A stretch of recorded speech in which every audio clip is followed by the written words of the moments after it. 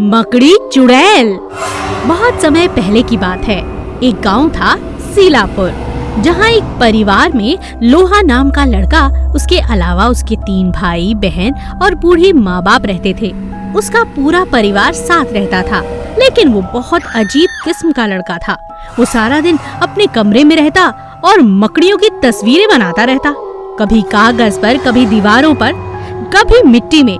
उसे मकड़ियों से बहुत लगाव था। भले ही उसकी उम्र केवल 18 वर्ष की थी, लेकिन वो अपने परिवार की कोई भी जिम्मेदारी नहीं उठाना चाहता था। उसके बाबा ने उसे बहुत बार समझाया, अरे बेटा, तुम भी अब बड़े हो गए हो, कोई काम क्यों नहीं करते? कुछ और नहीं करना है तो खेतों में जाकर अपने भाइयों के साथ ही काम कर लो। ठीक है पिताजी। अगले दिन वो खेत में गया और जैसे ही वो पेड़ के नीचे आराम करने बैठा तो उसे एक मकड़ी दिखाई दी। उसे देखते ही वो पेड़ के ऊपर मकड़ी के पीछे भागा। उसके पिताजी उसकी हरकतों से बहुत परेशान हो गए थे। वो पास के मंदिर में जाकर पंडित जी से कहते हैं, पंडित जी प्रणाम, मेरे बेटे को देखिए क्या हो गया है। इसका किसी काम में मन ही नहीं लगता। आप इसे मंदिर में ही कोई काम दे दीजिए, यहीं पड़ा रहा करेगा आपकी सेवा में। ठीक है। लोहा उस दिन रात को पहरा दे रहा था जब उसकी आंख लग गई और आंख लगते ही उसे जोर जोर से आवाजें सुनाई देने लगी। लोहा, आओ, तुम्हें मेरे पास आना होगा, मैं तुम्हारा इंतजार कर रही हूँ। लोहा डर के मारे कांपने लगा, लेकिन वो बहुत देर तक आवाजें सुनता रहा। आवाजें बंद होने का नाम ही नहीं ले रही थीं। लोहा अंदर नहीं गया, लेकिन आवाजें आती रहीं। फिर उसने जो देखा वो देखकर वो दंग रह गया। उसने एक विशाल मकड़ी और उसकी आवाज को सुना, आओ लोहा, मैं तुम्हारा कब से इंतजार कर रही हूँ। तुम्हारे पिछले जन्म की पत्नी हूँ, याद करो, याद करो, मेरे चित्र बनाते रहते हो तुम। जैसे तैसे रात गुजरी। अगले दिन सुबह लोहा ने सारी बात अपने पिताजी को बताई। उसके पिता को विश्वास नहीं हुआ। तभी एक छिपकली आई और उसे देखकर लोहा दीवार पर चढ़ गया और जैसे जैसे छिपकली उसकी तरफ बढ़ती गई, वैसे वैसे वो असली मकड़ी की तरह दीवार के ऊपर चढ़ता गया और धीरे धीरे लोहे का शरीर पूरा मकड़ी जैसा बन गया, जिसे देखकर उसके पिताजी अपनी आंखों पर विश्वास नहीं कर पाए। तभी वो मकड़ी आई और उससे बोली, आ गई हूँ मैं। ये देखकर पंडित जी और लोहा के पिता डर गए। उन्होंने देवी माँ से प्रार्थना की। तब देवी माँ ने बाबा की प्रार्थना सुनी और लोहा को वापस वैसा ही बना दिया जैसे वो पहले था, और मकड़ी की आत्मा को भी हमेशा के लिए छुटकारा मिल गया। कैलाशपुर नाम का एक गांव में स्वाति नाम की एक बहुत सुंदर लड़की रहती थी। उसे शिवा नाम का एक आवारा लड़का रोज चिढ़ाता था। शिवा की इन हरकतों से तंग आकर स्वाति अपने पिता से शिकायत कर दी, जो पेड़ के नीचे बैठे थे। तभी पेड़ के पीछे से एक चुड़ैल ने स्वाति की पूरी बातें सुन ली। नहीं स्वाति, लड़कियों को ये सब सहना पड़ता है। आइंदा से इस तरह की शिकायतें मत करना। इस गांव के मर्द तो बिल्कुल राक्षस जैसे हैं, लड़कियों का दर्द नहीं समझते। कुछ साल पहले मुझे भी एक आवारे ने प्यार के नाम से धोखा देकर मुझे मार दिया था, और अब शिव को मैं जिंदा नहीं छोड़ूंगी। चुड़ैल ने रात को स्वाति के घर जाकर उसके शरीर में घुस गई।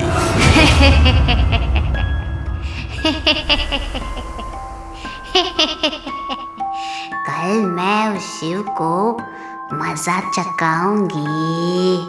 हर रोज की तरह शिवा स्वाति को छेड़ने लगा। शिवा इस बात से अनजान था कि स्वाति के अंदर चुड़ैल है।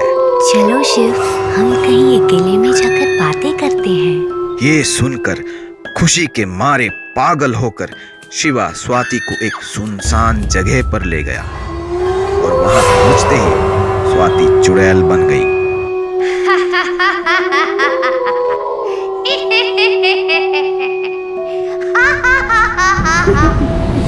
अरे स्वाति, ये तुम्हें क्या हो गया? तभी चुड़ैल उसका हाथ पकड़ ली। मैं तुम्हें सबक सिखाऊंगी। तुझे लड़कियों को छेड़ने की बड़ी शौक है ना? अरे मम्मी, मेरा हाथ छोड़ दीजिए। अरे मैं मर गया चुड़ैल बहन, मैं फिर ऐसा काम कभी नहीं करूँगा, छोड़ दो मुझे। ठीक है।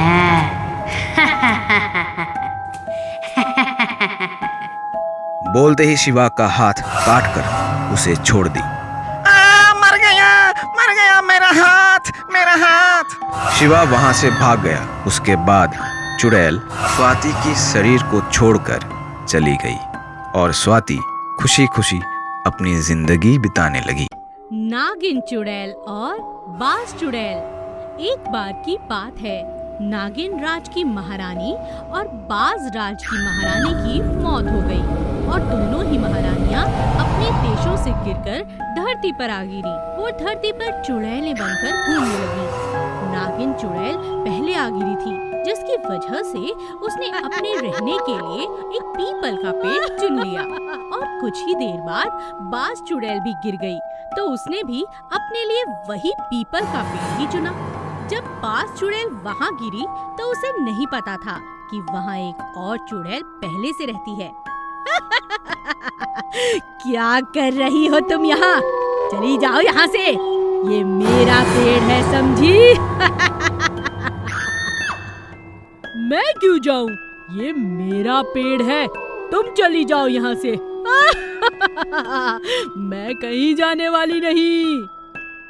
ऐसा करते करते दोनों की आपस में खूब बहस शुरू हो गई और दोनों बहस करते करते उसी पेड़ पर सो गई। अगले दिन एक व्यापारी आकर उसी पीपल के पेड़ के नीचे सो गया। उसने अपना घोड़ा पास में खड़ा किया। जैसे ही दोनों चुड़ैलों ने उसे देखा तो दोनों अपना शिकार बनाने उसे नीचे आ पहुंची। मौका देखते ही बाज चुड़ैल उस आदमी के अंदर घुस गई और देखते ही देखते नागिन चुड़ैल भी गुस्से में आकर उसके घोड़े में घुस गई। अब क्या था, घोड़े के रूप में नागिन चुड़ैल अब गांव की तरफ भागी और उसके पीछे ही आदमी के रूप में नागिन चुड़ैल भी भागी। उन्हें देखकर गांव के सभी लोग डर गए। इतने में गांव के मुखिया जी वहां आ गए और वो उन दोनों को रोकने ही वाले थे कि नागिन चुड़ैल अपने असली रूप में आ गई और उसे देखकर बाज चुड़ैल भी अपने असली रूप में आ गई। बाज चुड़ैल मुखिया जी को अपने पंजों में जकड़कर पीपल के पेड़ पर ले गई। अरे अरे, छोड़ो मुझे चुड़ैल, कहाँ लेके जा रही हो? और वहीं उनके पीछे पीछे नागिन चुड़ैल भी आ गई। तुम अपने आप को समझती क्या हो? ऐसा जहर फेंकूंगी तुम पर कि भस्म हो जाओगी। तुम क्या समझती हो, तुम्हें मैं छोड़ दूंगी? अपने नाखूनों से चीर कर रख दूंगी। हाँ। बाज चुड़ैल ने अपने नुकीले पंजे नागिन की आंख में मार दिए। नागिन चुड़ैल ने अपनी जहरीली जुबान से दांतों से उसे मार डाला। दोनों में काफी घंटों तक लड़ाई चलती रही और वो दोनों बुरी तरह से जख्मी होकर नीचे गिर पड़ी। उतने में ही मौका पाते ही मुखिया जी वहाँ से गांव की ओर भागे। अरे चलो मेरे साथ, वो दोनों वहाँ जख्मी पड़ी होंगी, उन्हें चलकर आग लगा देते हैं। लेकिन जब वो गांव वालों के साथ वापस आए तो उन सब ने मिलकर उन दोनों को वहीं आग लगा दी और उन्हें मुक्ति दे दी। और उसके बाद फिर कभी भी उस गांव में किसी चुड़ैल का साया नहीं पड़ा। नाक कटी चुड़ैल। एक गांव में एक दिन एक अफवाह फैल गई कि गांव के हाईवे के पास एक नाक कटी चुड़ैल घूम रही है। काफी लोग उस बात पर विश्वास कर ही नहीं रहे थे, लेकिन जो लोग डरते थे वो अपने घरों से रात के समय बाहर नहीं निकलते थे। उसी गांव के एक ऑफिस में कुछ इंजीनियर लड़के काम किया करते थे। वो सब इन अंधविश्वासों पर कोई तवज्जो नहीं देते थे। एक दिन एक इंजीनियर सूरज ने अपने दोस्त से कहा, यार कल और परसों 2 दिन की छुट्टी है, यहाँ तो हम लोग बोर हो जाएंगे। तुम लोग ऐसा करो, मेरे घर चलो, रात में खूब जम के पार्टी करेंगे और तुम लोग मेरे घर में ही सो जाना। दोनों दोस्त राजी हो गए और अगले ही दिन सूरज के घर पहुँचे। देर रात हो चुकी थी। अचानक से सूरज के दोस्त कमल के पिताजी का उन्हें फोन आया। कमल, तुम्हें अभी घर आना होगा, तुम्हारी माँ की तबीयत ठीक नहीं है। कमल उसी समय वहाँ से निकल पड़ा। रास्ते में अचानक उसने एक अकेली लड़की को देखा और उसने उससे रास्ता पूछा और अपना घूंघट हटा दिया। मैं चुड़ैल हूँ। मुझे तुम्हारी नाक चाहिए अब। वो डर चुका था। इससे पहले कि वो भागने की कोशिश करता, चुड़ैल ने तुरंत चाकू निकाला और उसकी नाक काट दी।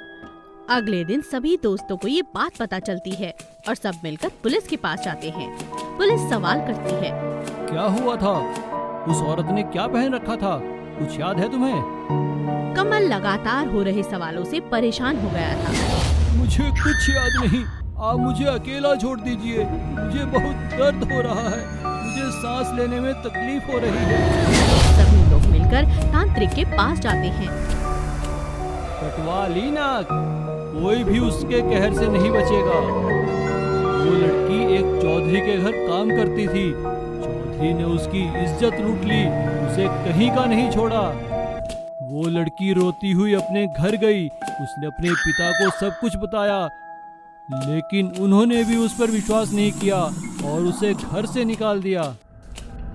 वो लड़की सड़क पर भागती भागती लोगों से पुलिस का पता पूछती रही। किसी ने उसकी मदद नहीं की। थक हार कर उसने अपने आप को जलाकर आत्महत्या कर ली। अभी से वो सबकी नाक काटती है। वो एक भयानक चुड़ैल बन चुकी है। ये सब बातें सुनकर सभी दोस्तों ने बाबा से विनती की कि वो उसकी मुक्ति के लिए प्रार्थना करें। अगले दिन बाबा ने उसी हाईवे पर हवन रखा और चुड़ैल को भी बुलाया। वो गुस्से में आई। मैं किसी को नहीं छोड़ूंगी, सबकी नाक काट दूंगी, तभी तो मुझे शांति मिलेगी तांत्रिक। लेकिन जब तांत्रिक ने हवन किया तो हमेशा के लिए चुड़ैल